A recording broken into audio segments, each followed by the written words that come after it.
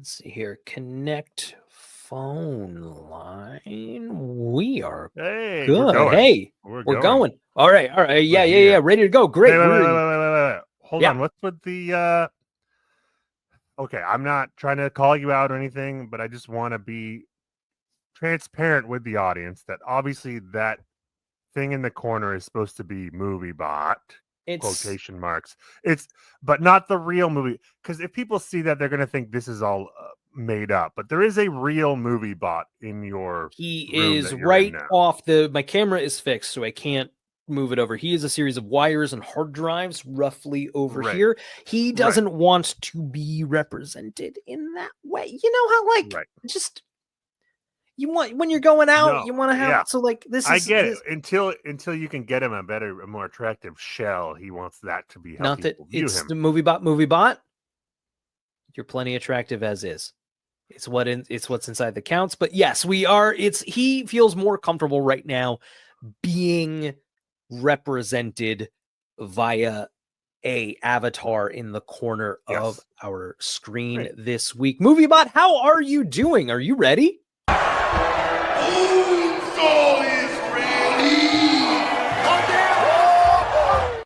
See, he's coming in this week with a good attitude. That's great. New nickname, Bonesaw.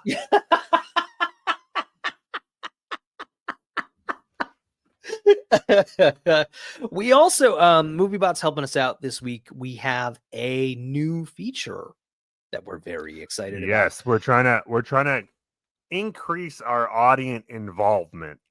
That's the thing. It should be this should be a two-way show. That was always the intention. We always wanted an element of interactivity to be part of it. So we're, this is kind of the what's the word I'm looking for? The pilot, the test program. We distributed the number out on a couple of channels, social media, our Discord. It's not. I'm not going to put it on our screen right now. We're kind of looking for a little more control, but people are going to be able to call into this show, leave us voicemails, etc., etc.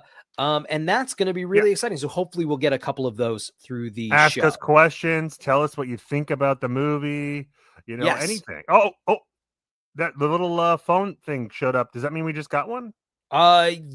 Shit. Yeah. There's one right here. Okay, let's. I mean, this is great. Okay, this feature's already going great. Hopefully we get some good thoughts here.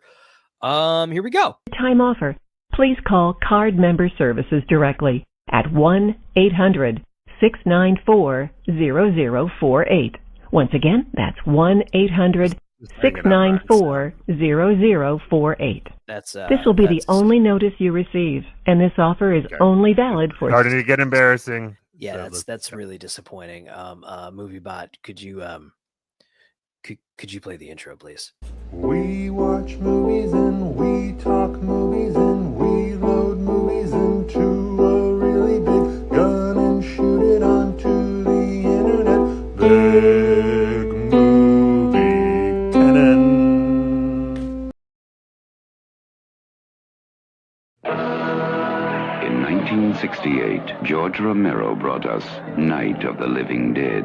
It became the classic horror film of its time. Now, George Romero brings us the most intensely shocking motion picture experience for all times. Dawn of the Dead. Night of the Living Dead has ended. Dawn of the Dead is here.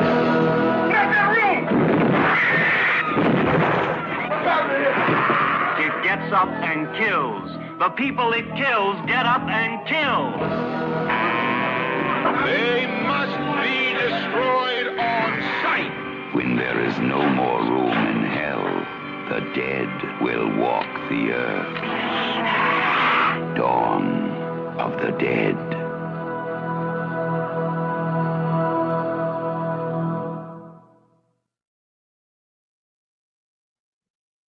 Big Movie Canon. What's up, everybody? I feel like my current vibe right now, if I were to say, oh, I got to go do my podcast, and I said, I'm going to go talk about Dawn of the Dead, anyone could be like, yeah, I guess that. I have the vibe of someone who's about to talk about Dawn of the Dead. Right, and you would go, no, it's 1978 Dawn of the Dead, and they'd go, yeah, I know. I guessed. It's all right. I'm not mad at that vibe. I That's my think vibe. more movie trailers should end with that little "there's no sex in this movie," but Right. Do you know why that is? well, I know the Dawn of movie the was Dead's unrated. It was unrated. It had the MPAA given an X rating, and rather than put it out with an X rating, they just put it out unrated, which makes sense, right? But also, I do feel like it could be a cool marketing standpoint to be like, it's so For sure. crazy, it's X Oh rated. no, for a horror movie, that's a badge of honor, right? Right. For all the I guess I real don't know horror what the heads. case would have been in 1978. So spoilers, I guess. We're talking about Dawn of the Dead this week, the original 1978, directed by George Romero. This is part of our Seeing double feature. This is a fun way to break up our larger marathons. We're going to cover over 2 weeks, 2 movies with very similar vibes, I guess is a way to put it. There's some connection between the movies. Sometimes it'll be 2 similar movies that came out in the same year, like we did with, Mortal Kombat and Street Fighter were a year apart. Similar video game movies with fighters. Sometimes Deep we'll Impact do Armageddon. remakes, a movie, like one movie, and then another adaptation of the same material. Maybe in this case, we are doing 2 separate, unrelated sequels to Night of the Living Dead. And Brian, do you want to explain how that happened? So Night of the Living Dead has 2 sort of authors, 2 co-writers on the screenplay. There's George Romero and there's John Russo. And after Night of the Living Dead, they sort of split off. Sounds like amicably. I'm not sure. I've also read there was some division around the clerical error resulting in Night of the Living Dead being public domain upon its first screening and making a classic horror film that you can't make any money off of. Yeah, it's rough. Yeah. Led to one of the top 10 greatest horror films of all time, and you Yeah. can't dime off of it. Which one you might say, like, its public domain status is it's the fact that it could be broadcast for free on local television every Halloween maybe is part of its success, but that's a discussion for when we do that film. But so John Russo and George Romero went their separate ways, both sort of keeping a piece of Night of the Living Dead. George Romero went on to make his series of films very famous: Dawn of the Dead, Day of the Dead, Land of the Dead. Whereas John Russo wrote a novel called Return of the Living Dead, which was then in the 80s adapted into a film. And so they are separate branching sequels to the original Night of the Living Dead. The Romero sequels are just dead, of Dawn of the Dead, Day of the Dead, Land of the Dead, whereas the Russo sequels are Living Dead. He gets Living Dead and Romero gets Dead. That was right. The deal, right? Right.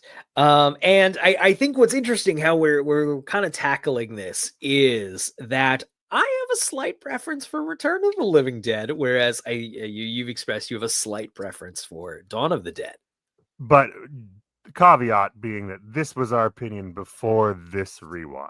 Correct. Right? Correct. So I haven't seen Return of the Living Dead since maybe middle school, and you hadn't seen until now Dawn of the Dead for a similarly long in a very similar amount of time. Yeah. So it'll be interesting to see how it goes now. I think we both like both movies going in, but it's apples and oranges.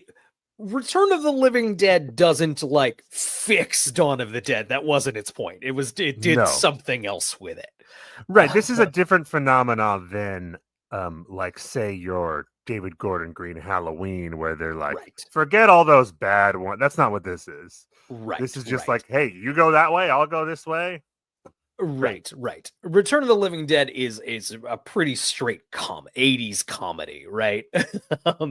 With some very perfect Halloween candy visuals. Dawn of the Dead, meanwhile, is not that. No, there are funny moments, but it is not a comedy. What I love about Dawn of the Dead, if I may, or did you want to cover background first? So Night of the Living Dead is commonly credited with inventing the zombie movie. As we know it today, for sure. Right. But I would argue that Dawn of the Dead has had a greater influence on that genre, particularly in that it introduces the apocalyptic aspect of zombie.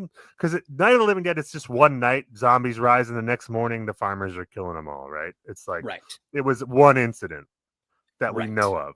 And Dawn of the Dead introduces the concept that, oh no, this is the end of society, these zombies rising, which is basically most zombie movies of the modern era take that for granted. That, of course, it's the apocalypse. If zombies show up, of course, it's the apocalypse. Right. It's also the element, I feel like, that really very forward theme of like, the people are as bad as the zombies. Yeah, I mean, that's a little bit of Night of the Living Dead, but it definitely gets cemented here. That's there in Night of the Living Dead for sure, because there's a lot of shitty people in that house, and then the main character gets shot. Spoiler alert at the end. But yes, the people suck. But that's very, very forefronted here.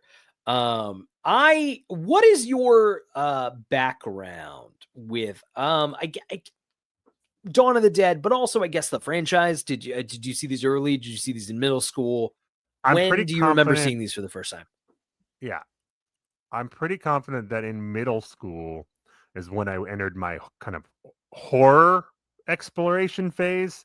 I think spurred on by the Scream movies. The first two Scream movies rocked my fucking world. And they were kind of my introduction to horror, because that was the first time I was like, oh, I can kind of handle this now. You know, I was afraid up until then, but when I saw Scream, I was like, this is scary, it's gory, but it's not giving me nightmares. I think I'll be okay.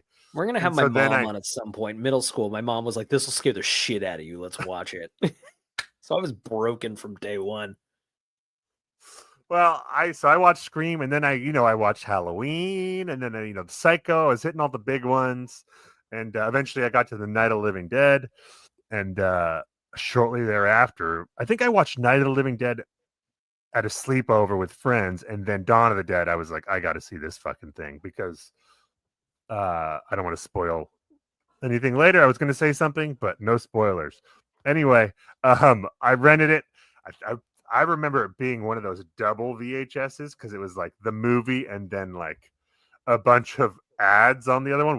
Probably one of the one we just watched. Oh wow! So like special features on a VHS. Wow. Yeah, exactly. Wow. And, I had a different VHS. It rocked my fucking world. So you blew me away. So you connected with it immediately. Absolutely. Not my experience at all.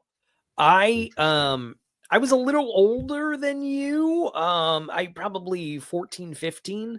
I remember I would spend my summers in Florida with my grandparents, and we were at a mall, and probably at a Suncoast Video, and DVDs were already a thing, but like you can get VHS for cheaper, so that was good for a kid with not a lot of money. I could absolutely pick up VHSs on a whim. And I found anniversary editions of Night of the Living Dead and Dawn of the Dead. And I knew I kind of needed to see those movies. I had this guilt complex that I was just a fraud, that I hadn't seen these movies yet at 15 or whatever. I mean, you were right. So I got these very, very excited to see them. So it turns out older horror fans may be familiar with this terrible Night of the Living Dead edition I got. I saw it not knowing 20 minutes of extra footage in there were not from the movie. There's a whole subplot about a priest who gets bitten and becomes a zombie, if I'm remembering correctly. And then it shows Night of the Living Dead opens with a brother and a sister in a cemetery, and the first, living dead pops up. It's in this edition, there's a new scene where you got people trying to transport this body, and then he comes out of the coffin and kills them. I have no idea this isn't part of the movie. And this is just as far, I believe Russo was involved. In Oh. this, if I should have done some research on it. You can find these clips, these extra scenes on YouTube. But they're bad. They're famously just like, what the fuck is this? They're shot on video and then black and whited. Great. But I would not see the real movie probably until like my senior year in high school after that, and I'm like, oh, this is better. But either way, I still really loved the movie. It's because it's vibey and weird and dark and scary. And it's so simple. It's a siege movie, right? A group of people holed up in a house, a farmhouse, and there's zombies attacking it. That's literally all it is. Clean as it gets. Clean as it gets. So then I also had Dawn of the Dead, which would have been the director's cut, which has an extra 20 minutes already. So not great. And it's funny. I kind of followed a similar kind of attention span pattern this time. I thought the first 45 minutes or so of this are fucking electric. And then they get to the mall, and when I saw it as a kid, I just fell the fuck off. Really? Yeah. Which, keep in mind, there's an extra 20 fucking minutes in there. Right? No, no, thank you. I think I thought the like zombie makeup was cheesy, which it is. Yeah, but in a good way. But I maybe didn't have an appreciation for that. Oh no, I loved it now. Yeah. But as a kid, like I had already seen 28 Days Later by that point. You know? Right, totally. So it's a cheap movie. In 1978, this was a cheap movie. And so I bounced off of it really hard. And I'd seen it a handful of times since then. But I really did. I'd use the word overrated a lot. I just never really appreciated it, sure. And this is my first time really admitting it, that I didn't like it when I saw it. I didn't say that when I saw it. I was like, oh no, it's the greatest horror movie ever made, of course. But I didn't believe it. I was lying. That said, I complete 180. I connected with it so hard this time. I still had some of the pacing issues, I guess. I checked out during some of the slower bits. Yeah, I do want to talk about that a little later. Yeah, but I absolutely loved this watch. I loved it. I loved it. When I think I connected with it so much as a kid because I really dug the problem solving. How do we live with zombies aspect? Where like, oh, how do we get to that store over there? The zombies are in the way, and all that. The strategy stuff, which I don't watch Walking Dead, but I guess that's all that show is, right? Is like I got to get from this place to this place. I ate that shit up back when I was a kid. I was just like, oh, so riveted by it. Right. And then there's a fun little like the fantasy of living in a shopping mall when you're a kid. That sounds pretty cool. Right. To me now, I'm like, fuck, just let me in there. But it would have to be a shopping mall from like the 90s, not like the ones of my youth. What am I going to do with an Apple store? You know, right. I was having a real thought about. I was a real mall rat as a kid, to the surprise of fucking nobody. But I was really thinking if I one day show this to my daughter, which I hope it'll come up. But I'll have to explain what a mall is. Yeah, isn't that great? And then they had to explain what a mall was in the movie because it was so new, right? At the time, right? There's a line in there that's something like, "Yeah, it's one of those big shopping centers, you know, a mall." It's funny. Malls had what? That's 1980, I would say, until 2010, 30 years. 30 years. Yeah, and it's funny, that's it. That's all there. It feels like such a key temple in my childhood. Yeah. And like, they're kind of just a flash in the bit. They were a thing that was hot for a minute. You can order things online now. You can talk to your friends online now. You can play video games online now. The only thing you can't do online that you could do on the mall is eat Panda Express, but oh wait, you could just order that and have it delivered. That can just come right to your fucking door. My house. And who's surprised that none of the kids are fucking now, you know? Like Yeah. The only reason we were fucking is because of Panda Express, and now I mean, it's yeah, like pretty much. It was like, but borrow slash getting laid. in all seriousness, my my local movie theater, my Movie Land, it's a bow tie. They just kind of overhauled, desperately trying to get people into the movie theater, right? But they overhauled, they added a giant arcade, very, very cool. And they added like duck pin bowling and stuff. Which, hey, cool. Yeah, no, definitely encourage people to go to the movies. That's a cool thing to do. But the thing is, it's all staffed by robots, right? Like you get your card for the games from a machine, and then the prize is literally a giant vending machine. It's not staffed by teenagers. Where are the kids supposed to like be like get crutches and stuff? What is this? This same movie theater, this is very tangential, but this same movie theater has a policy: under 17, you're just not allowed, or it might be even under 18, you're not allowed in the movies. They just they won't sell you a ticket. As a former teenager, I hate it. As a grumpy adult, I love it. Listen, do you know, especially these days where like a movie ticket can be like $21. Yeah, it's kind of nice, but I philosophically am opposed to it, even if obviously. No, and honestly, if I'm being honest, grown-ups ruin movies almost as much as kids anyway. Almost as much. And also, I'm gonna take this hot take, and you're gonna bristle at this. You're not gonna like this at all. But you know what? Going to the movies is a fucking community experience. You are not free of being around people. Like, yep, no, people eating. I don't bristle at that. I agree. I could watch a movie at home. I go because I want to watch it with an audience, and a certain amount of heavy breathing and popcorn and maybe a comment once in a while is fine. But there's a difference between that and being disrespectful to other people's viewing experience. Right. Of course, absolutely agree. Yes. But I've talked to a lot of people who are like, anyone eating popcorn is an actual like cinema criminal, and like, no. And again, there's a difference watch between the movie at home if that's chomping on popcorn, and then like the lady I saw Nosferatu, and there's a lady nearby who was, it sounded like she was unwrapping Christmas presents for 2 hours just with her popcorn bag, like. She didn't have to be that loud. I don't understand how she was being so loud with the bag of popcorn, but she was. The whole movie, that's a long movie. The whole movie. It was wild. Our worst cinema experience was next to a couple. We saw Once Upon a Time in Hollywood. We paid for the 35 millimeter and everything. No. And so here's the thing. Movie. They are. It kind of blew our first, like we saw it again.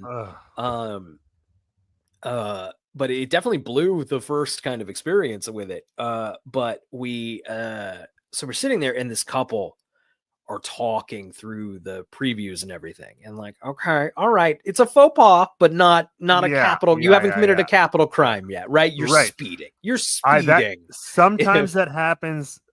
And it's like a warning sign. And other times, like I saw Weapons, and there were a bunch of people talking. But as soon as the movie started, they shut the fuck up. Now that might be because the movie was so fucking good. They were like, "Oh shit, I'm here." But yeah, sometimes they keep talking. Sometimes it's just the previews. I don't like it, but I get it. That's not a death penalty. I'd prefer you didn't. Right? Yeah. But so the woman during the previews turns to my wife and goes, "Don't worry, we'll be quiet." So you haven't stepped out of a spaceship and don't know how, but they did not stop. They broke no stride. No. And it was the type of comments that like, and we can both hear them. Type of comments like Margot Robbie shows up on screen. Oh, I love her outfit. Oh gosh. I hate it. I hate it. It was bad. It was bad. So it was one of those, the theater was Nighthawk in Williamsburg. And they're one of those like dining theaters, right? And like, so it is like, hey, if someone's talking, like put a card up. And I would never. We did. And they didn't. They didn't do anything. And I don't blame the kid who was, doing the serving for not doing it. It's fine. But we did it not in any sort of like, let us talk to the manager, but we did like, hey, this sucked. They comped us tickets. We got to see it again. But you only get to see it for the first time one time, Right. I might have walked out, and I've done Yeah. that before where I'm like, hey man, I'm not trying to kick them out or ruin their experience. I'm just gonna come back. Just give me a voucher or whatever. That's probably the right move. Yeah, I saw Road Warrior recently at the really nice Rep Theater here in Portland, the Hollywood Theater. Fantastic, and I love that place because it's mostly cinephiles, so mostly people are respectful. There were some, I think, high or drunk young 20-somethings having a good time, and they were Those just rep being shows loud can and go either way, yeah. right, but they were like being loud and obnoxious, like in a way they were laughing, like this movie's so stupid and stuff. Oh yeah. And Come I on, got show like some 10 minutes. respect. I got 10 minutes in and I went out in the lobby and I said, hey, there's these people. I'm like, okay. And they went in, they asked them to be quiet, and then they were quiet. It was great. Oh, that's good. That's good. Yeah. I think it's easier when the movie's packed to get them to be quiet. Right. Whereas if it's just a few people in there, they feel like, oh, I'm at home. Whatever. Right. Yeah. So I guess we should get into the film. Yes. I'm gonna fill up my water. So if you want to vamp. Great. Why don't I talk about Night of the Living Dead? So Night of the Living Dead, 1968, directed by George Romero.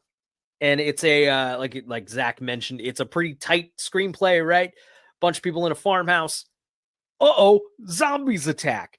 It is a sort of a B movie. I forget what it was largely presented with, but definitely a schlocky drive-in material, right?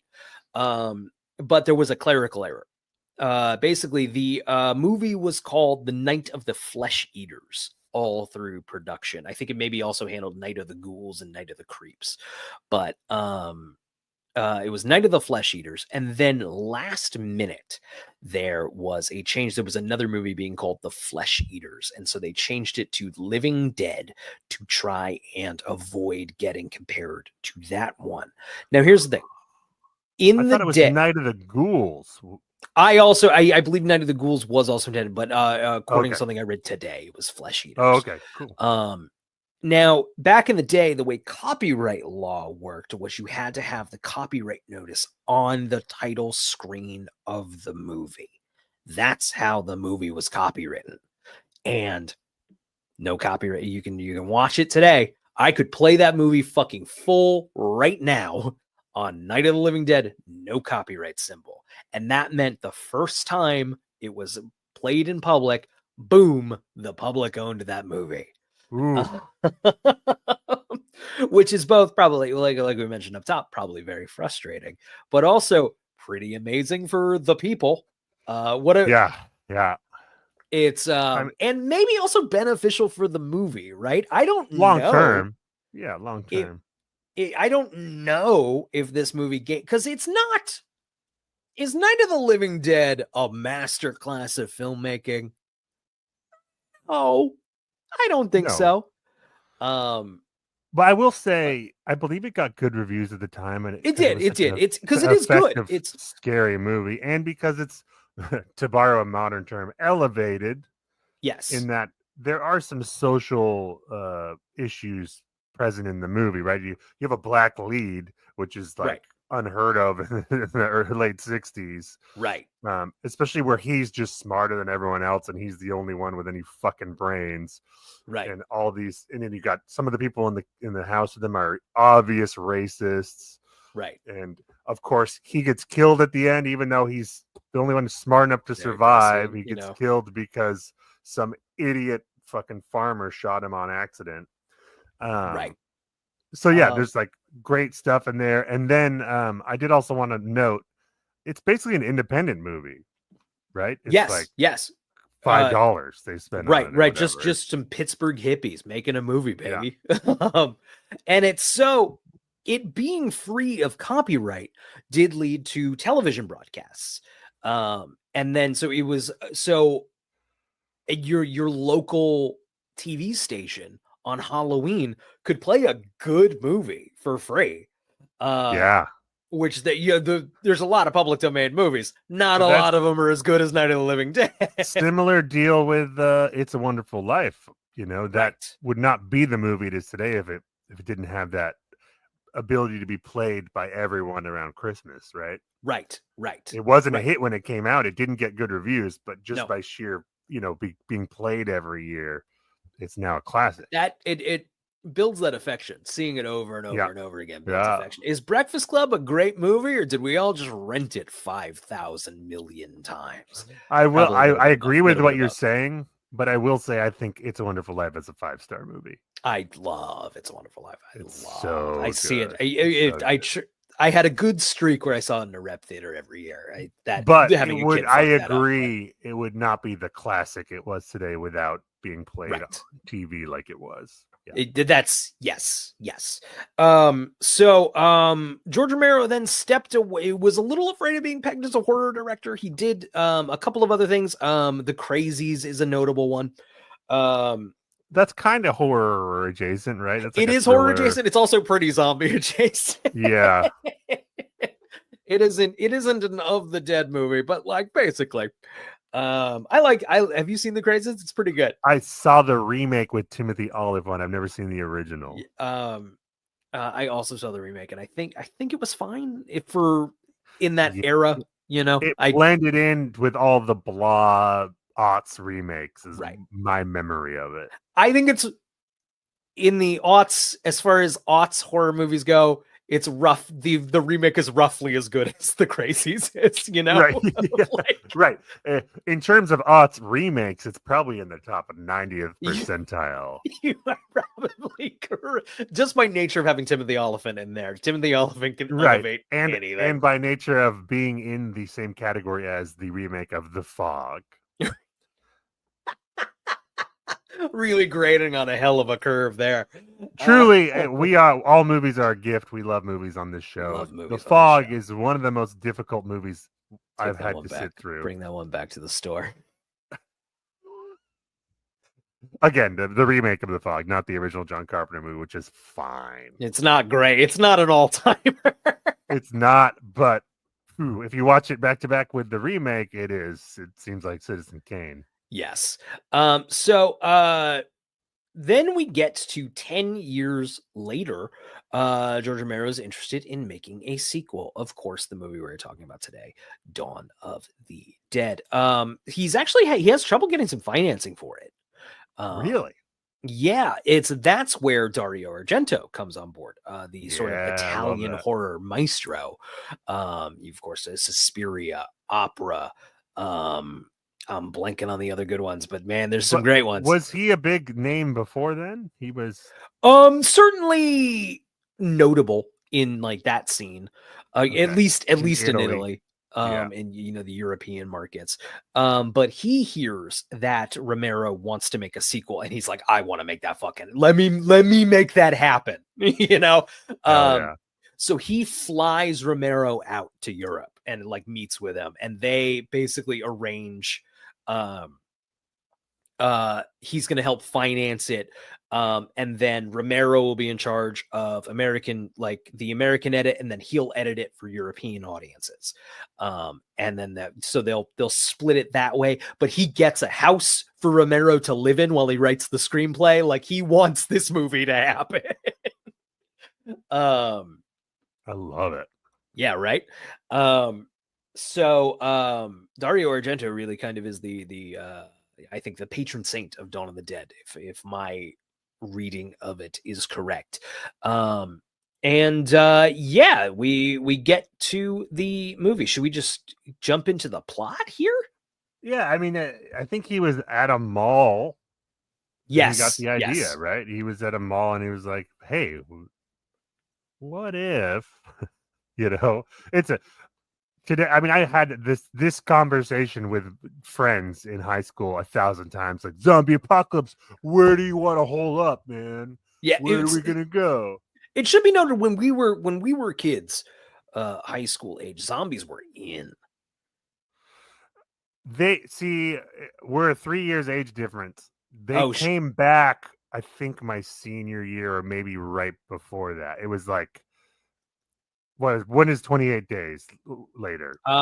2002. That sounds right. Right. Dawn of the Dead, the remake, was like the big hit. Right. And that was 2004. 04. That was my senior year. So it's like right after. Got it. So Got it.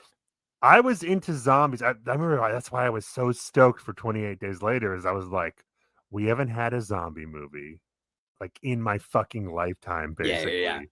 All the zombie movies I like are from before I was born. Right. And I was so stoked for 28 Days Later. Ended up being disappointed. That's a story for another day. But yeah, I was ready. I was ready for this. I remember the zombie renaissance. I remember like my buddy and I were like zombie fucking freakazoids. Walking Dead wasn't quite out yet, the TV show, but like we traded those comic books like they were gold. We didn't go to our prom. We just had a stack of zombie movies and we just watched those that night.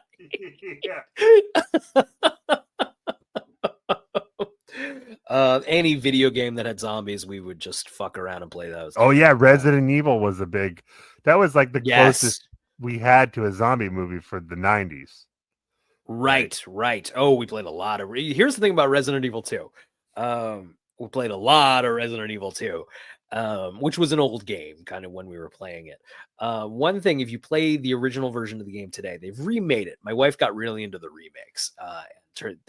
They're still good. They're still good games, man.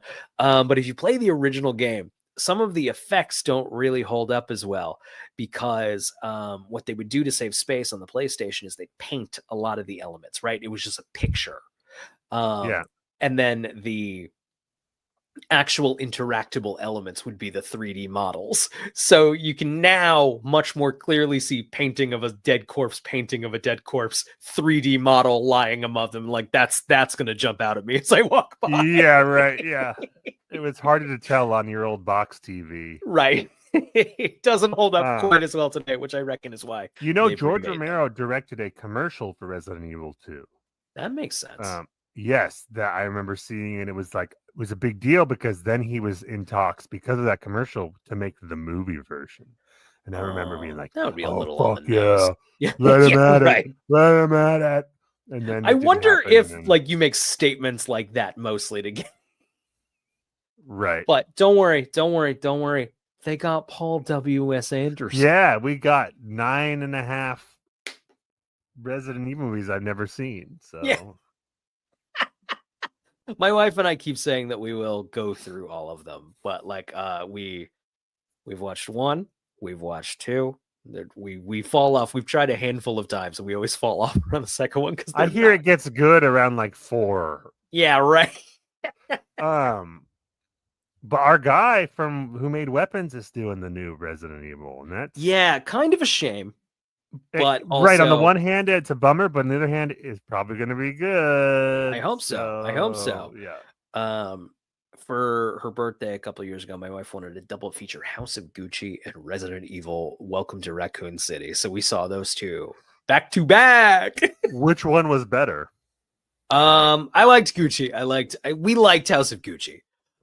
We were fucked up and stoned for Resident Evil. I think I rented it and turned it off, but not because it was just I was like, I'm just not in the mood for this. Sure. I will never see it again.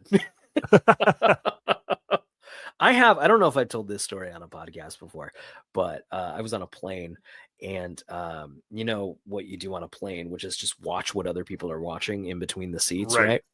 And I watched a woman. First off, she punched up and she watched Bridesmaids. Bridesmaids opens on a comical sex scene.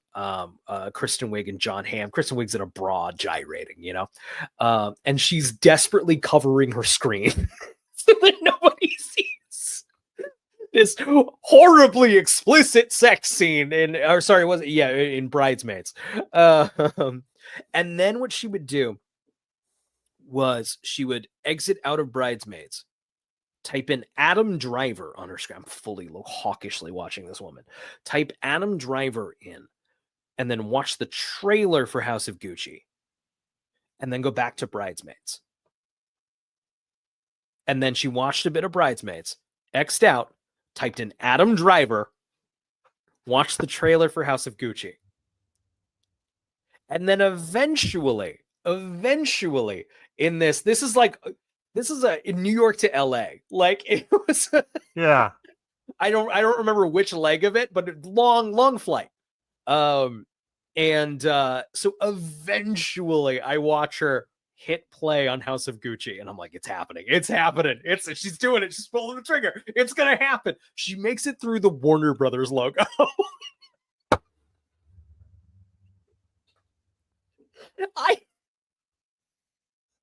She's like she's dipping her toes in the water all flight. Truly, I think about this woman every fucking day. I hope she's doing well out there. You just, the little things you do that put you in someone's brain forever. This woman's immortal for as long as I'm alive. Like, I mean, I do similar stuff at home with Tubi or whatever, where I'm like, do you want to watch this for like 40 minutes? And then I'm like, I'm just going to go to bed. No, of course. That's what Tubi's for. Just like scrolling through posters of movies until I get tired.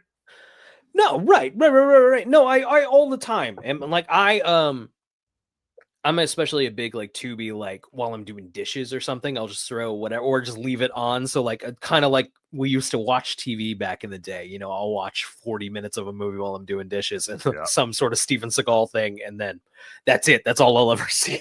Yeah. But that's Tubi.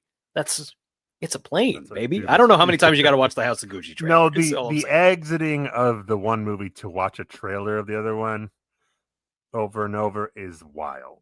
It's wild. She had a son next to her who was a teenager, and he watched the same scene from Venom, Let There Be Carnage, many times. Roughly I haven't seen that movie, so I don't know the exact context, but it looked like a third act confrontation. He just kept watching that one back. So it was a family thing. Weird. What a weird house. They just do that on a movie night.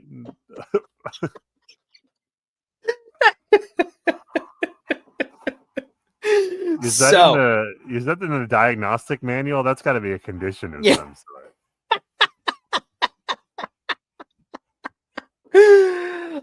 So this movie opens up on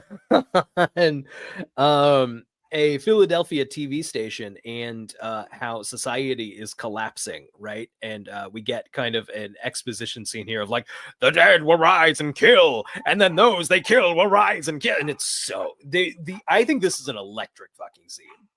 Oh, the opening is fantastic. First of all, you've got the Dario Argento / Goblin score rocking in that part. They don't use it through the whole movie, but that is definitely them. You can tell. Yes. And it's just chaos in the newsroom, and they're still trying to put on the news, and like the one guy still cares about ratings, and like because society hasn't quite crumbled yet. We're just it's almost the vibe of like if COVID went really the wrong way. I mean, it feels very fucking accurate, right? Of a lot of people we were a few steps away from this, basically. Right.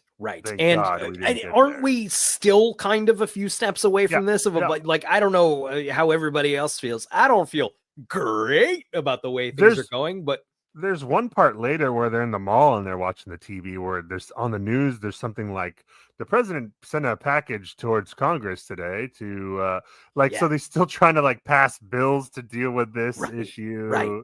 It felt eerily like, oh yeah, no, this is pretty much how this is gonna go, isn't it? Like everyone's just kind of gonna do their jobs until we're dead, I guess. Like awesome. You've got like experts on there talking about like this is a real problem, this is what's happening, and then you've got like people like laughing at them like you're an idiot, that can't be possible. Right. Meanwhile, the police are still arresting like people for stuff, like they're still kicking in doors. We're still getting squad raids or SWAT raids on it's like effectively lower like a projects type of building. Yeah. Romero's I think that was really where I definitely didn't connect with kind of the socioeconomic like satire of it as a teenager. Me either. That's it. Right now, I'm like really picking up like hippie George. I'm like, yeah, George, tell him, George. Yeah. I'm really I I happened to by accident watch a movie called Night Riders. Before I had watched this, it was George Romero's. Whoops. Oops. Accidentally watched a Ren Fair movie. I accidentally watched a Ren Fair movie, but it was George Romero's. I had never heard of it, but it was George Romero's follow-up to Dawn of the Dead. I picked it. I was on Tubi. I saw a knight on a motorcycle. I'm like, oh hell yeah! You're like, I don't need to know anything else. Play. I'm on my couch. It's 6 o'clock in the morning, right? My daughter is watching the Paw Patrol movie for this, and I'm just like, I need to watch something else for her. So I pull up my tablet and just the absolute decline of America, right? My daughter's watching something on the TV. I'm watching something on Yeah, I thought for a second you were like, sweetie, we're gonna watch Night Riders for a little bit, okay? This man is on a motorcycle and he's wearing medieval garb. Okay, we gotta do this. No, are you kidding me? I'm a goddamn slave to this toddler. This toddler runs my house. She wakes up in the morning. Paw Patrol's now. There is a Paw Patrol. I know you're a huge Paw Patrol fan, Zach, but there is a Paw Patrol guy named Rubble, and he's a bulldog and he's a construction dog. And my daughter just fucking loves Rubble. So Paw Patrol's just Rubble. And she wakes up in the fucking morning, like darts up in bed, and she looks at me and just goes, "Rubble movie?" I'm like, yeah, dude, let's go. Let's fucking go. Let's get you some fucking milk. Let's get you a fucking hard-boiled egg. And let's watch the fucking Rubble movie. But I couldn't do it this day. So, God, this is tangents. The fucking no, that's what the show is. I'm having a great time. So this movie, it turns out to not be a Mad Maxian fantasy epic that I wanted. It's what I needed, which was clearly George Romero's like, I'm making kind of some money now, and what's this all about? And like, it has a lot of actors from Dawn of the Dead are in it. Oh, cool. And like, George, are you having some thoughts on art and community and selling out and like all of these things? Yeah. And as I spent a lot of my 20s effectively in the fucking circus. And it hit close to home in a lot of ways. It's actually I think it's under the radar. I had never heard of it. You had never heard of it when I sent it to you.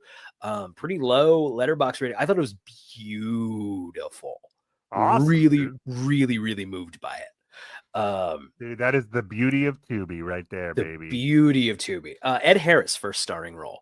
Most people don't want to wade through the 15 movies of shit that you have to do to get to this. Every now and again. Yeah. Every now and again, you get a beautiful 2.5-hour drama about Ren Fair people. Yeah. And you're like, okay, I guess we're watching Creepy Monkey Killers. 7. Is that on there? Is that on there now? I also watched Werewolves on Wheels.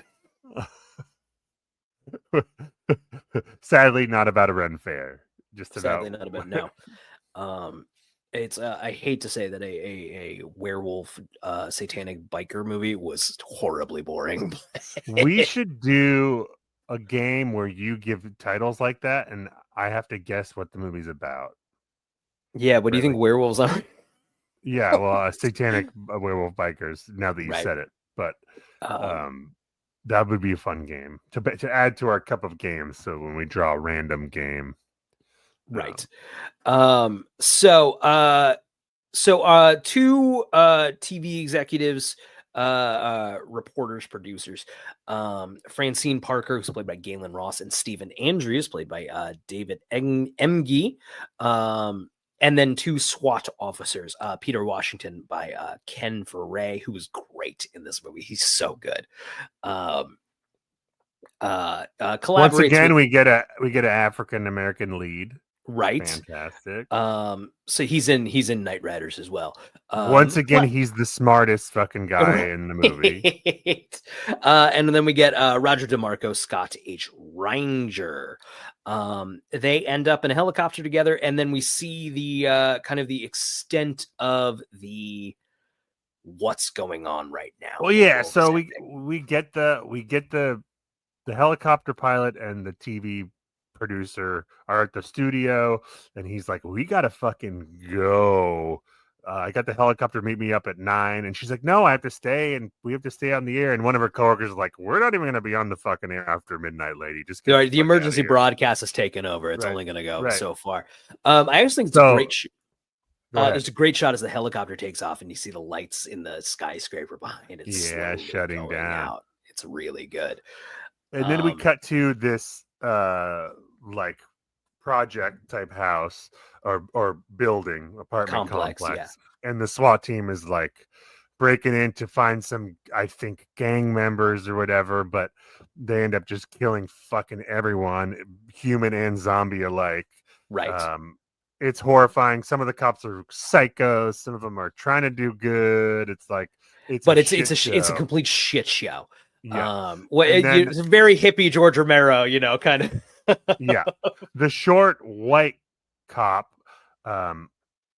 what's his character's name? Roger, who kind of gives me Tom Cruise vibes. Interesting. He's like little. He has similar facial expressions. Yeah. And then the African American guy, Peter, they kind of meet in this situation because they team up basically against a shithead SWAT guy who's like just killing innocent people. Right. We get the head explosion scene. Yes. Yeah. Which is a pretty phenomenal effect. It's definitely pretty buck fucking wild. Fun fact: that was established. That was Tom Savini who did the effects on this. Tom Savini, of course, a special effects fucking wizard. One of the best to ever do it. Was supposed to do the effects on Night of the Living Dead, has known Romero for a long time. Got drafted and had to go to Nam. Well, that was a really necessary thing. So yeah, no, hey, at least we did a lot of good over there. At least it was worth it for everyone involved. So to do that effect, the end of the movie was supposed to be different. Spoiler, this show doesn't give a shit about spoilers. We don't give a shit. Not for that movie we're talking about this week, certainly. Right. Of course. But the movie was originally going to end with Francine just throwing her head in the helicopter blades. What? Yeah. Yep. That was the original intended ending of the movie. Through production, they decided they weren't going to do that, but they had taken. Yeah, no shit. Yeah. The pregnant lady just fucking jumps into the helicopter blades. Yeah. Sweet. Yeah. But they had this mold cast of her head. That they weren't going to use, so they repurposed it for this. But so that is Galen Ross's head, a mold. Wow. Then getting just filled up with I love the I didn't at the time, like, once again, kind of it looking cheesy and cheap when I was a kid. I love that very that giallo red blood. Yes, Yeah. I love that red paint blood. It's so Now, is fucking that wild. because I think you weren't allowed to have it be more realistic back then? Like the shade. Interesting. That makes sense. I think I'm pretty sure there were rules about the shade of red you could use, and it had to be brighter. Very interesting. I'd love to learn more about that. I wonder what I could be wrong, but no, that makes a lot of sense. I wonder. It's because I also know we figured blood out eventually. Someone figured out the concoction that looked a lot more. I believe in The Exorcist, they wanted to shoot in Iraq that famous first scene. And the relationship with Iraq has never been great. But Iraq, I know what you're talking about. Yeah, Iraq let The Exorcist shoot there in exchange for show us how you make that blood. Like for their filmmaking, like dope. That's cool. Yeah. So we told them how to do that. I fake love blood that for their back then movies. you couldn't. And now it would just be on Wikipedia or whatever. The fuck. Right. You could just look up how to make blood. But back then you had to make a deal, right, country to country. Gorgeous. The internet ruined everything. So eventually, our crew here, I don't remember how we get all four in the helicopter, but I guess it doesn't matter that much. Well, the the helicopter guy is friends with Roger, and he was going to go Right, pick him up. right, And then Roger's right. like, "Hey, I met this dude who's pretty cool. He shot an idiot. We bonded over killing zombies. He's coming with." I also love the scene where they're all in the helicopter and the cop comes out. You got any cigarettes? No, Yeah. sorry. The helicopter takes off. They all smoke. Yeah, it's Which- so good. It's good. It's funny, but it's also, everyone's kind of in real. it for themselves, man. Right, but that's real. Yeah. I would 1000% do the same thing in real life. Yeah. Do you have any change? No, sorry, I don't. I do, but I fucking need it for myself. Yeah. Right? Absolutely. That's the... Absolutely. No, I don't have any spare change. Mhm. So our crew ends up at a abandoned shopping mall, where they're originally planning to go to Canada. I think some kind Right. of like commune government thing is set up.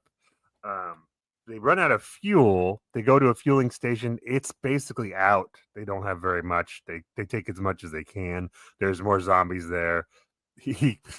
Peter kills some children zombies, which is brutal. Yeah. And the kid, did you notice the kid zombies could run? That's interesting. Interesting. They're They lying. weren't They still got the They're muscles there. Yeah. He kills them, but then they get back in the helicopter and then they see the mall and they're like, "Hey, that might have some supplies. At least we could go check it out." Right. Right. So the mall is filled with zombies, but they do supply runs. They manage to secure the building. They land on the roof. Right. And there's like a office up there or some kind of utility room or something, basically at the like a skylight. They get down into that. And then they gradually realize they can get down to the main mall, to the departments.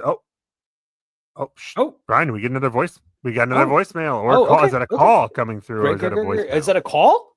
Is it a call or a voicemail? This is a call. Okay. We're live. Hi, you're on Big Movie Canon. Yeah, hi, this is Vince calling from Tony's Pizza. Your pizza's out for delivery, but we're having problems with your credit card. We did not order a pizza. That's not us. No. Okay, well, somebody placed an order 20 minutes ago. 3 medium cheese pizzas. They're coming for delivery. They're out right now. Right. We did not. Where are they going? Because we're a well, I don't know. Maybe somebody else in the house ordered it. I don't know. I just know the pizza's got to be paid for.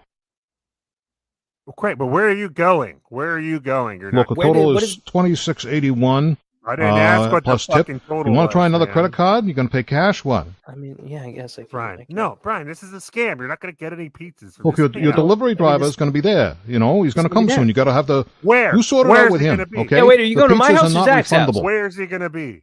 All right. I'm hanging up on this guy. Yeah, hi, this is Vince calling from. He started again. That's weird. Something wrong with that guy. Clearly, he had something wrong. He thought he was dialing another number to run that scam again. Brian. Movie bot. Can you? If someone calls you and randomly asks for money, don't just pull out your credit card, Brian. What are you fucking doing? What do you do when someone calls and asks for money? Say fuck off and hang up. Well, that might be why I don't have any money. Movie bot, can you screen some of those? Actually, can you make sure these are actually like that way? Yeah, I would love to get a real call, if that's cool. So yeah, if you've gotten the number on social or anything, like please call in. Let's talk about Dawn of the Dead. Yeah. Or any movie related, something that's not really anything at this point. So where were we? So basically they realized, hey, we can stay here. This is pretty great, right? Right. They get down to the department store. They're like, dude, look at all this shit. We have all the shit we need. And they basically round up all the zombies. Well, they kill all the zombies that are inside. Because there's it's the 70s. There's a gun store in the mall. they kill all the zombies in the mall, and they block off the mall entrances using semi trucks that they hotwire from like a place like just up the road. They go there in the helicopter, drop the 2 cop guys off. They steal all these semi trucks. I think it's a great sequence of like It's great. trying to block them off, and idiot Tom Cruise wannabe fucking gets a little wild about the killing. Gets like, I don't know what's going on there, Brian. He's just a little. I think it's losing it a little. theme. Yeah. Okay, let's talk about it. There's something about the consumption, right? It's all consumption, rage, and we're all a little nuts, right? I don't have a deeper thought than that on it. I think it's pretty all on the page. He's like really getting into killing these fucking zombies and like yeehaw, and he's getting really reckless, and Peter slaps some sense into him, but then he realizes he forgot his fucking bag back at the last semi. They have to go back. He drops the bag. He gets bitten. Hate to see it. Huge chunk gets taken out of his leg, man. The effects here are very chonky. Very yeah. Yeah, if human beings had German Shepherd teeth, that would be what would happen. It's so I talked about like kind of falling off during the mall sequences. Right, and I want to argue a little bit that is intentional. I think you're right. I don't think you're right. I stopped short of saying it's a problem. I'm just right. That's where my attention went. It's thematic, right? So the first part is exciting. They get to the mall. They come up with this plan. There's all these fun sequences of them figuring out how to get the zombies off, block the place off. They get to try on clothes and get all this stuff. And then they keep doing that. And of course, it gets old. It's like getting rich and like you have all this shit that you don't need and you just have nothing to do. And that's exactly what's the theme is. That's the whole point. And then, of course, as the audience, you're getting a little bit like, oh, this is not exciting anymore. The zombies are gone. Consume, yeah, right. Yeah, the zombies are gone. We just have all this stuff. You're right. I agree with you. It's intentional. I don't think it's a problem in the movie. Right. But just in where, like, yeah, my phone came out a little bit. Right. Okay. But what I also think is maybe part of that, and once again, not a problem, just how I experienced it. But George Romero is not much on photography, right? It's a very there's zombies over there, our heroes are over here, shoot it. And it's very like fluorescent lighting. It's and a lot of that is Romero was big on coverage, shoot a lot of stuff, and then he figured out his magic was in the editing bay. And really piecing the movie together in editing. Which great, and obviously this is a classic fucking movie, but if you're looking for like really phenomenal cinematography, Romero is, I don't think, your guy throughout the his entire career. So there's not a ton to look at either in that way, which once again I'm not saying is a criticism, but it is what it is. I'll say, I don't know. I don't think I have that problem in 1978 seeing this movie. I also guess I don't have that problem if I see this in a theater. You know, probably, yeah. This, and I'm more like genuinely immersed in it. That said, by the time third act comes around, I don't have this problem. Right. So basically, Roger dies eventually, becomes a zombie, and Peter shoots him as Roger requests that he do if he became a zombie. I thought that was a great scene. It is, because he's like, wait till I'm fully a zombie, though, because I'm going to try not to come back. Right. Which, right. Yeah. He comes back, and then he gets shot in the head. And then that's kind of, she's pregnant, we learn earlier. Right. So she's getting more further along. They're there for a few months. Right. It's so are we to the bikers? Should we get to the bikers? Right. So they're basically set up pretty well there. They have the whole place locked down. I think this is even where we get to the scene where like they get dressed up. They like have the things, and I think Francine at one point just says, like, "What have we done? Like, what have we done?" Yeah, what the fuck? Well, the TV, there was still stuff on TV for months and months, news stuff that they're watching. That the great guy with the eye patch, the guy's like, we have to kill these zombies. We have to kill them. They're not your friends. Right. And he's got the eye patch and everyone's arguing with him. And they watch that for a while. And then eventually there's just nothing else broadcasting anymore. Right. And so, yeah, society's almost gone. And we hit this point of like they were able to distract themselves, right? In this like, a temple to consumerism. And this element of, I think, once again, hippie George Romero and friends of like, guys, the 80s are coming and it's not good. This route we're going is not going to fulfill. It's not good. It's going to degrade from here. And kind of fucking nailed it right there in 1978. Yeah. It's this. He knew it. As soon as he saw that shopping mall, he was like, oh no, this is where we're headed. In 2025, this movie is just fucking. It's like that. This movie's depressing. I think it was depressing then. It's depressing now. We didn't listen to it, did we? Like it is. No, it's exciting and it's fun, but it is depressing and it has something very real to say about society. I thought a lot of zombie movies want to, but don't. No, this kind of got it in one, right? I think a lot of these themes are just now zombie themes. But I thought a lot about Invasion of the Body Snatchers while I was watching this, specifically the Donald Sutherland one. The Phil Kaufman. I think it was 78 also. I think it was the same year, and it was like, man, those are very similar themes. It's Invasion of the Body Snatchers dealing more with like conformity. But it's sides of the same coin. Well, it's like, don't you want the nice house and you're trading away your individuality for security. A lot of stuff that it's I think in a lot of American, I can only speak through the boomers that I grew up around, but like 70s were bad, and economically in America the 70s were very bad. And then a lot of the boomers that I know, and then the 80s, things turned around. Things were great in the 80s. Were they? It seems like maybe and I'm not a fucking expert in this shit by any means, but it seems like we were maybe cashing a lot of checks we couldn't back, we couldn't pay, Yeah. And now we're paying for it. And George Romero told us then. He told us then. So let me get to the bikers. Do you think in 40 years people are going to look back at the movies we made today and be like, they nailed it, or will it be aliens because there won't be people anymore?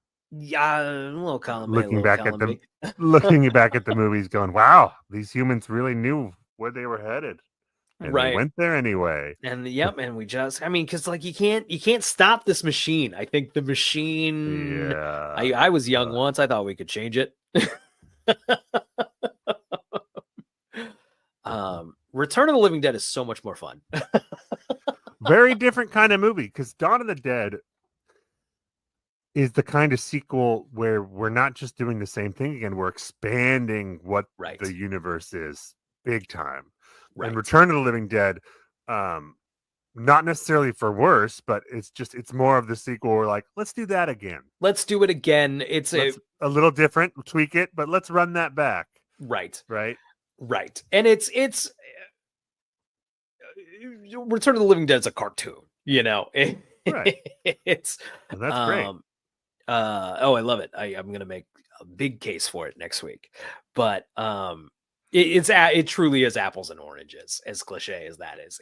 You can't really compare them.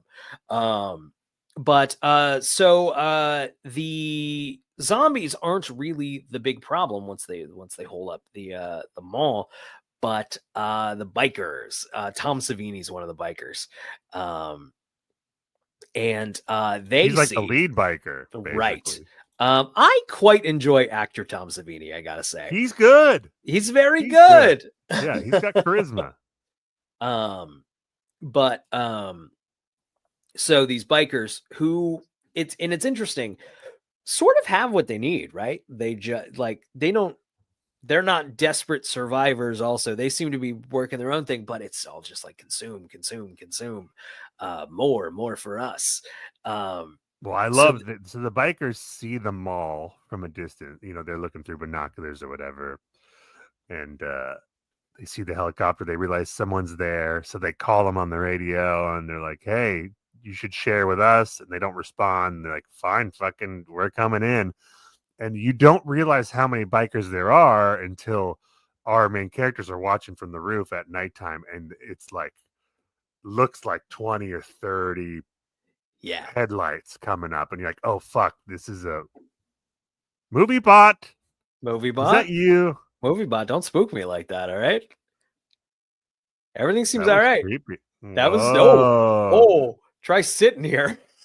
This isn't a Halloween episode. No, it is not. It's the weather's kind of bad here right now, so Ooh, if you go bye-bye, if I that's go the end of this bye-bye, episode. I'm gonna hate that. My Yeah, internet seems to be holding steady. They So see all these headlights approaching, and they're like, "That's a fucking army." yeah. And so they decide, let's just hole up in the apartment thing, that the little office the apartment that they made at the top, right? Right. At first, that's the plan. Right. But that I don't have a follow-up to that in the plot. What they want is they want to make sure that the bikers don't find the false stairwell. Right. They blocked up. There's a stairwell up to the office, and they blocked it off with drywall so that you can't see it. Right. They have an alternate way to get in there from a ventilation shaft. And so that goes to hell. That plan to keep it safe though goes to hell when Steven is shot and then becomes a zombie. Well, he fucks up. Steven is the helicopter pilot. Right. They're just kind of observing these idiot bikers just like ransack the mall. Right. And Peter's like, just sit tight. They're not here for us. They just want the stuff. Right. And then fucking Steven's like, this is our stuff. We took it. It's ours. And so he shoots one of the bikers. There's fucking 40 bikers. This idiot shoots one of them. And so then the biker's like, oh, so we're going to war. And so that's when they're shooting at each other. It's basically like a little battle. Steven tries to get back to the apartment via the elevator shaft. But he gets shot by one of the bikers.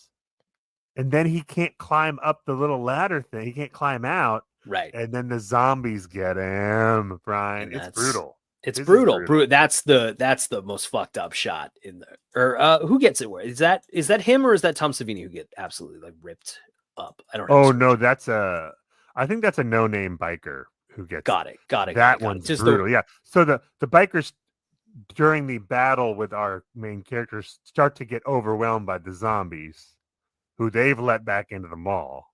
Right. And then you see some real brutal shit. The one guy gets his intestines pulled out. It's just and he's just screaming. Yeah. Oh, awful. My favorite death, though, in the movie is the idiot who dies because he has to get his blood pressure taken from the blood pressure machine. Yes. Like he doesn't care. He's just like a little kid. He wants to use the machine that tests your blood pressure. He tries it earlier, and they're like, "Get out of there, let's go." And then when the zombies are taking over, he just was like, "This is how I'm gonna go. That's it.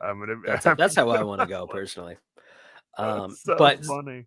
There's a line in there about how the zombies are flooding to the mall out of instinct, right? Our terrible consumerist instincts are just bringing them back to the mall, and then that sort of foreshadows Steven leading as a zombie, leading the bikers up the end and other zombies. I forgot Steven leads them to the secret stairwell. Right. Just gotta have it. Yes. Yeah. Which is so good. That's so so good. I feel like zombies hanging on to stuff when they were alive kind of goes away in other zombie. I'm not super familiar with Walking Dead outside of the comics, but so it all sort of goes to hell from there. Peter is sort of like, get out, to Francine, like go. get out. I'm good. Yes, we forgot to mention she has been taught during these long months to fly the helicopter. Right. Which is actually how the bikers notice the mall, because they see the helicopter. Right. But Peter sort of changes his mind and like, no, fuck you, take me with.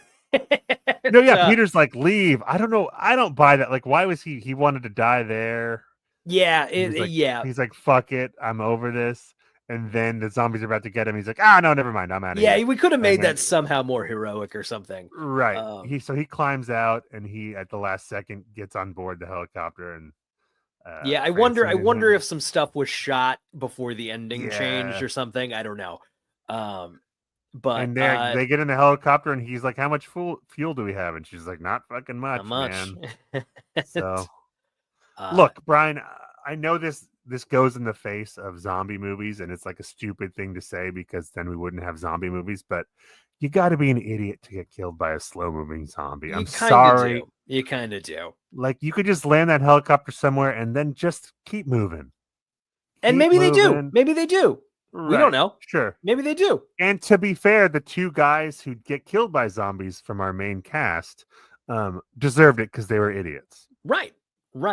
And that's the thing. It does end with Peter and Francine taking the helicopter off to who the fuck knows where. Just based on the rest of the series, I'm going to guess not good.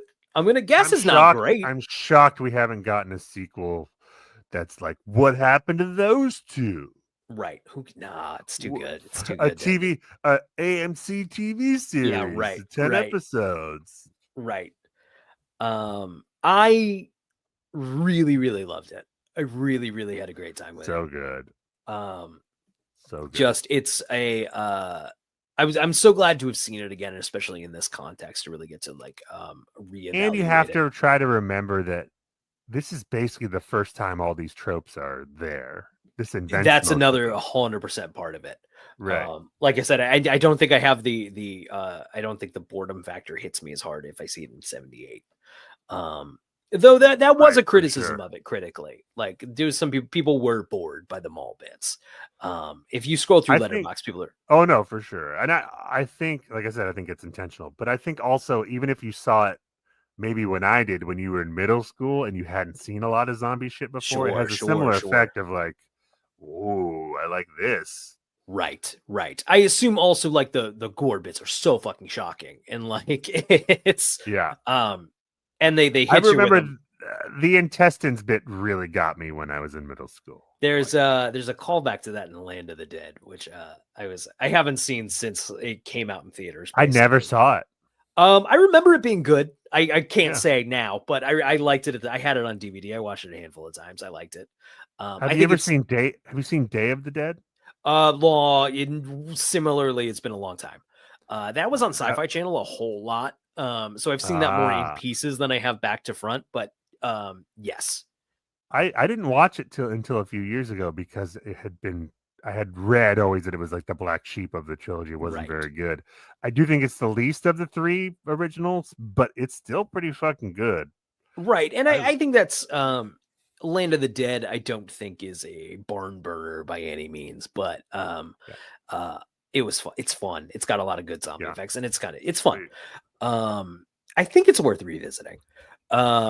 What aren't are the follow-up films that he made in the 2010s or probably a little before that, maybe late 2000s.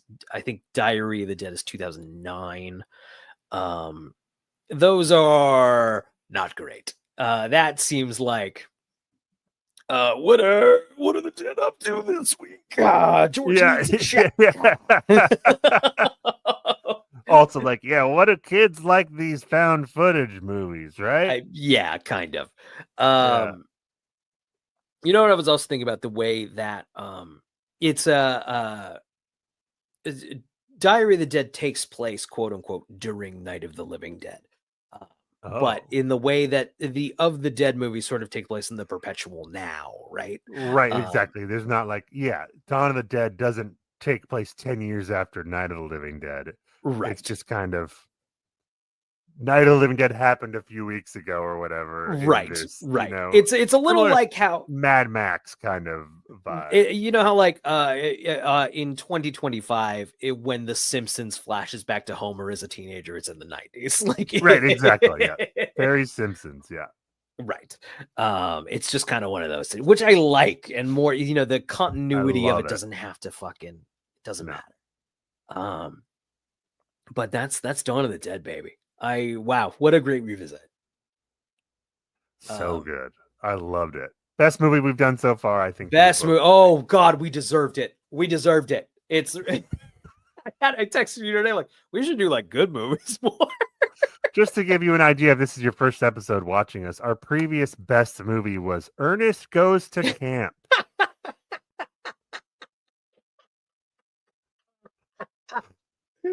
Unanimously decided to be the best movie until this one. So yeah. All right. Should we take a break and then get to our games? Let's do it. Cool.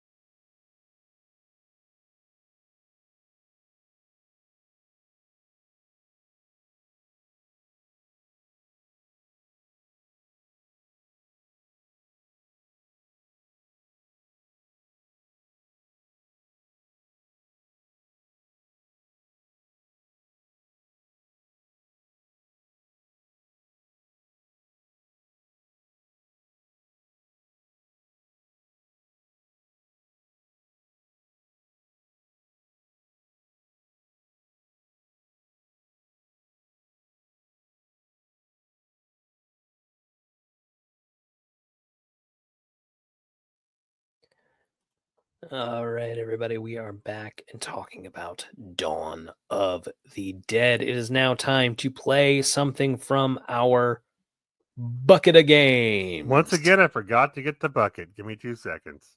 Gotta get that bucket. Always gotta have the bucket. Dawn of the Dead. It's a movie. Pretty good. It's about going to a mall and occasionally getting eaten by zombies. I like the mall part, not getting eaten by zombies part. That's what I prefer. All right. Every week we draw a game from my cup of games. There's a bunch of them written down. Degrees of Kevin Bacon is an example. I can do that. What one. if Shakespeare wrote it? Dawn of the Deadeth. Right, Huh? exactly. Yeah. Huh? Hope we get that. Thine one. boat's Done. size hath proven most inadequate. There you go. It's from Gorgeous. Jaws. There you go. go. Beautiful.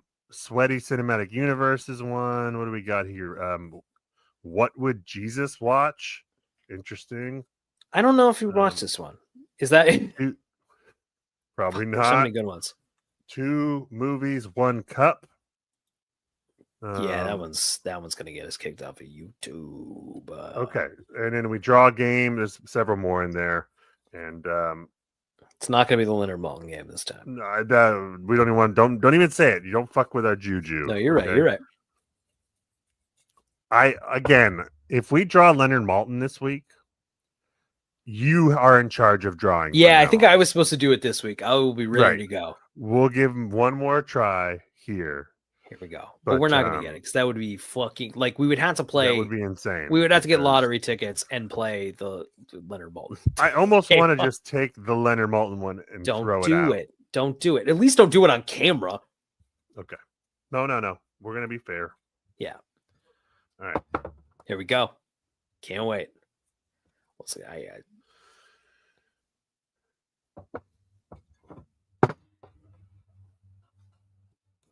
All right. Leonard Maltin game. Did this movie rule or stink? What did Leonard Maltin think? I don't even fucking care what Leonard Maltin thought by this point. I don't even fucking care. Brian, my cat Mulder is trying to make his way over to steal my cat Scully's food. And so- Okay. No, you don't. So I just have to make sure he doesn't for a second. You're okay. Did you learn nothing about consuming from the film? Yeah, exactly. Mulder, Come you're on on. camera, bud. Say hi. Look at the Just cat. get off me. Look Okay, at the she's done. cat. She's done. So I'm going to let him go eat her scraps.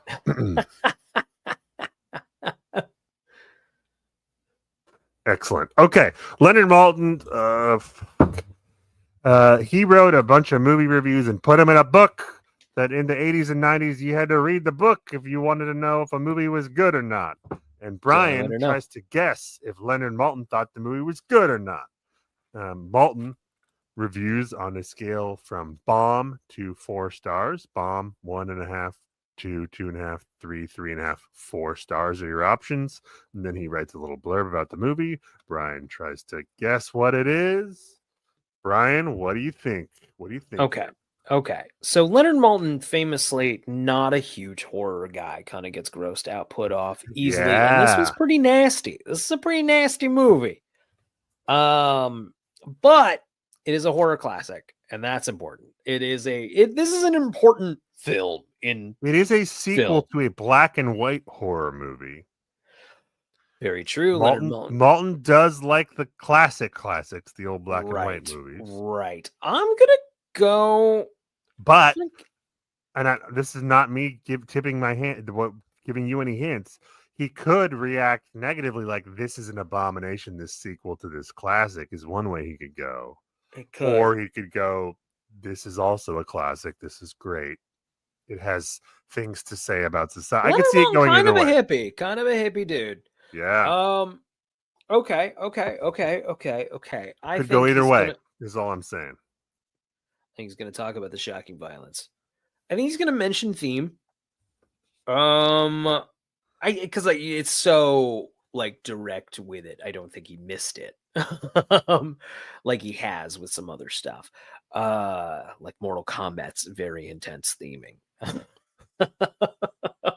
Yeah, or the more subtle notes in Ernest. Right. 3. I think it's 3. I don't know. I 3 stars. think it's 3 stars. Okay. Dawn of the Dead, 1978. Directed by George A. Romero. Starring David Emge, Ken Faree, Scott Reiniger, Yeah, and Galen Ross. Galen Ross and Tom Savini. All right. Sequel come remake of Night of the Living Dead Interesting. I see what he's saying, but is apocalyptic. No, boo. We're coming back to that. Is apocalyptic horror masterpiece. oh wow. As zombie population increases, 4 people set up quasi-utopian existence in barricaded shopping mall. Satiric, metaphorically rich adventure jerks viewers' emotions around with stunning ease, as zombies are by turns horrifying, heroic, made clownish, and even forgotten. Savini's hideously gory effects are mostly confined to the first and last half hours. Numerous alternate versions run 114 minutes to 140 minutes. Remade in 2004, followed by Day of the Dead. 3.5. Wow, stars. Leonard, good call. Good Yeah. call, Leonard. Yeah, this is our first right on the money from Leonard. Yeah. I mean, I guess Mortal Kombat and Street Fighter, he was also kind of on the money with I mean, he those wasn't two, but wrong. No. But I think you didn't get the star right, but he talked about the metaphorical, satirical stuff, and he talked about the horrifying, gross effects. Yeah. I mean, Right. it's You he was got on the gist money. of it. He was on the money. Well, I'm saying I think you were mostly on the money. You just got the star rating wrong. Yeah. All right. I ain't mad at that. I'm not. I don't get the point, but I'm not mad at it. No. Yeah. All right. We should be Brian. the letter. Yeah. Does that mean we're getting a phone call, or there's a voicemail, or is that just movie bot malfunctioning there? Oh shit. Okay. Yeah. We did get a new voicemail while we were at the break. Sweet. All right. Hopefully This it's is not from. Oh shit. Okay. pizza guy. Okay. Thank you, movie bot. It looks like we got a real one. This is for someone named Steven. Hi, Steven. Let's play the voicemail. Hi, Brian, Zach. I watched your zombie movie, and I have to tell you, I don't think it was very good. Actually, it was pretty stupid. All right, Steven. And, yeah, hey, you're allowed to have your own opinion. Do you know a Steven? Do you I know don't Steven? know a Steven, and that That did voice sound familiar. sounded very familiar. Huh. Interesting. Well, Steven, agree to disagree, but feel free to call Maybe back. you'll like the next one. Maybe Call back next week. Let us know what you think. offer maybe more I, insight you or know, have there's like a yeah, question. right. We talked about it for fucking 90 minutes. What do you? Right. You don't have to just call and say good, bad. Like, why did you think it was fucking stupid? So, like, Right. Tell us your thoughts. Next time. Man, that's really bothering me. It sounds really familiar. So let's move on to Letterboxd. So Letterboxd, we review the movie and we add it to our list, our big movie canon, if you will. That's the name of the show. Let's see here. Screen sharing. I always say I'm gonna get everything together on the list and be ready to go. Guess what? Didn't do it this time. You know, part of the charm of this is us just fumbling around for a while. And as long as we think that's the charm.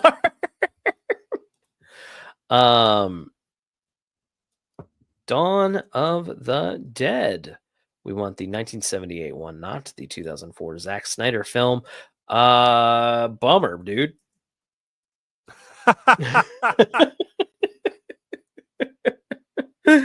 All right, what's so I saw your Letterboxd.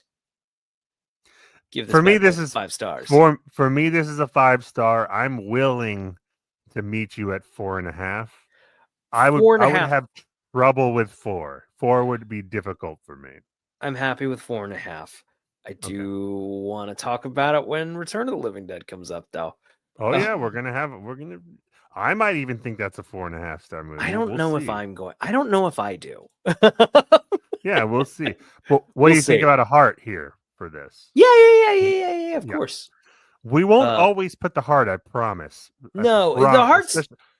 Yeah. Just wait till the next marathon. I guarantee there will be a couple that don't get the heart. Yes. The heart is especially valuable with a low star rating, but But yes. some movies Some have movies to get the heart also. And then yes, also we will high rank movies that don't look. The heart matters. The heart makes a difference. Okay, now we're gonna add this movie to our big movie canon. We'll do the ranking of the movies last. Dawn of the Dead, not a kids movie. No, not a character-based comedy. No, there is no Dawn in the.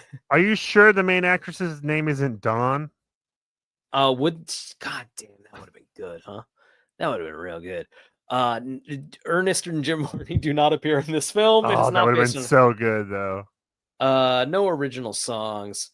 Bummer. Great score, though. Great score. Should we start a ranking for scores? Oh, good idea. Yeah, we have to, right? We have to. Yeah, all right. That's gonna be scores. Should we do notable scores or just yes, notables, because we're not going to do all score. We're not putting. There's going to be so many are just going to end up arbitrarily in the middle, like. And I don't know. So notable scores, and we're adding Dawn of the Dead. Yep. Congrats, you're number one. And I don't think you would put Mortal Kombat. I don't think you would put there because that's a soundtrack. It's not like the score, right? No, that's pre-existing stuff. No, I didn't think twice about a score. Fucking titles, baby. The opening titles of this movie, it's good. It's it's the red carpet, and we zoom out, and that score hits. I think they're pretty damn good. It's no Mortal Kombat. It's no Mortal Kombat. I also don't know if I would put. I don't know if I'd put it above Sleepaway Camp. I would put it above Street Fighter. Above Street Fighter. So I'm okay with above Street Fighter, below Sleepaway Camp. I really like Sleepaway Camp's opening. No, it's solid, man. It's solid. I'm happy with that right there. Yeah. Okay, let's go back to our lists. Yikes. No yikes. I think this movie's pretty progressive and pretty Yeah, I didn't notice any yikes. No, the only like potentially yikes things are said by shitty characters, Right, you're supposed to hate. Who gets shot with a shotgun. Right. Yeah. Right. No, I don't find this yikes at all. I find it quite progressive, actually. Not a summer camp movie. Not a summer camp movie. Not a baseball movie. Unfortunately. Okay. It's not a slasher. No inspiring sports speeches. Action movie, one could make an argument, but I don't think that's correct.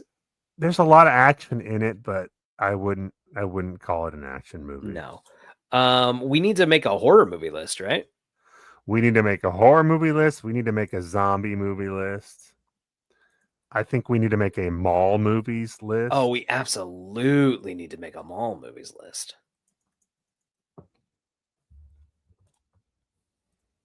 Yeah, This is the heart of the show. Ranking all the things is part of it. Zombie movies goes right here. We could make a pre-1980s black male lead list. We could. I'm just There is no law that says we can't do that. Mall movies. Oh, I can't wait to talk more about mall movies. I don't think we've had any mall movies yet. We have had horror though, so Sleepaway Camp would be in there. Yes.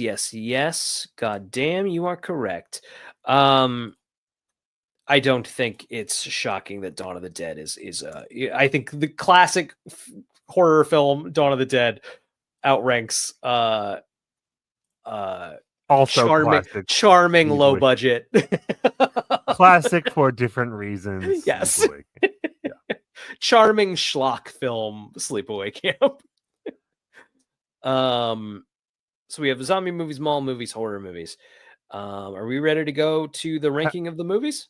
Helicopter movie? I'm trying to think like movies where helicopters play a significant role.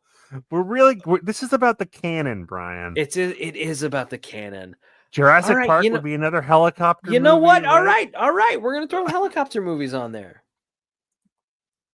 One day they'll make a Blue Thunder Brian, movie, fuck. and then we'll be so glad we have. Obviously, like apocalypse, like post-apocalypse. the Oh end of the world. yeah. What about just the end of the world as End of the name of world it? is good. Yes. Society crumbling. Something like yeah. Yep. Yeah. That'll be a fun one. Yeah. Cool. Cool. That all looks good to me. And let's one more suggestion. Yeah. Only if you want to. Like, what about like gore effects? Oh, I love that. Love that. Like horror makeup effects, something like that. Yeah, horror gore effects. Gore makeup.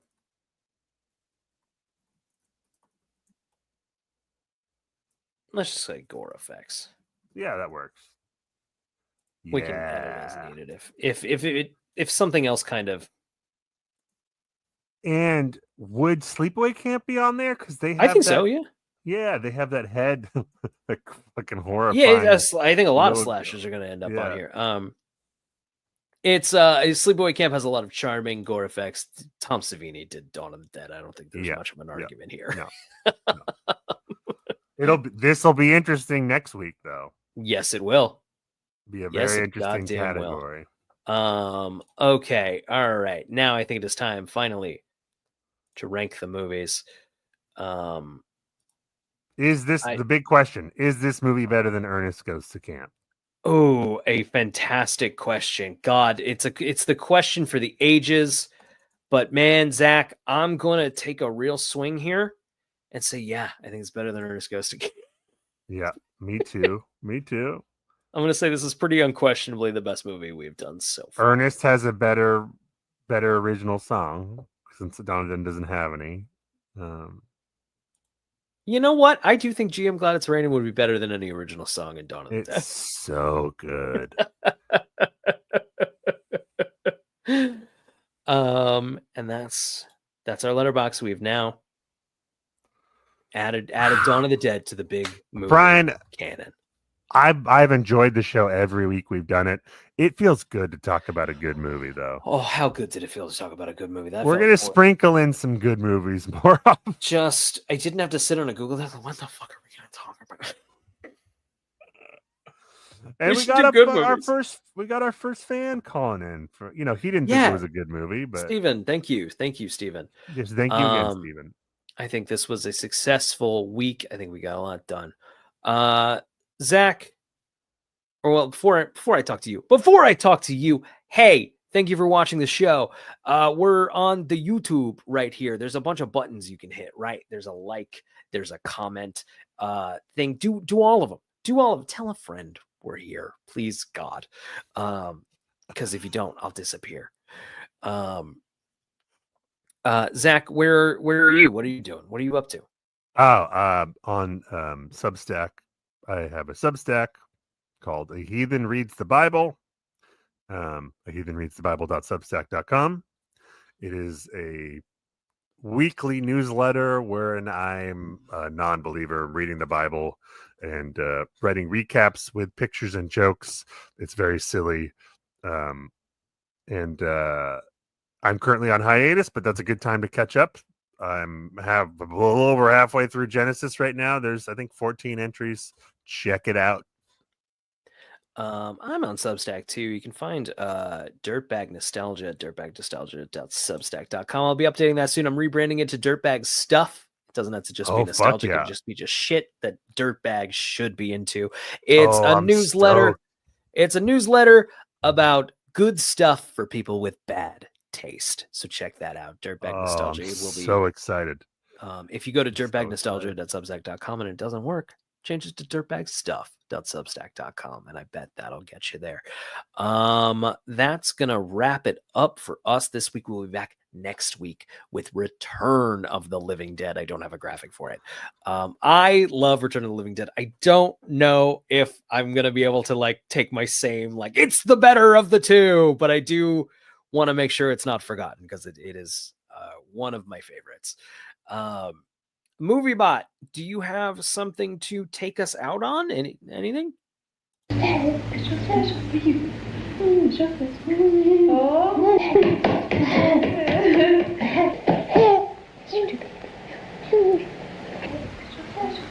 mind if I feed him?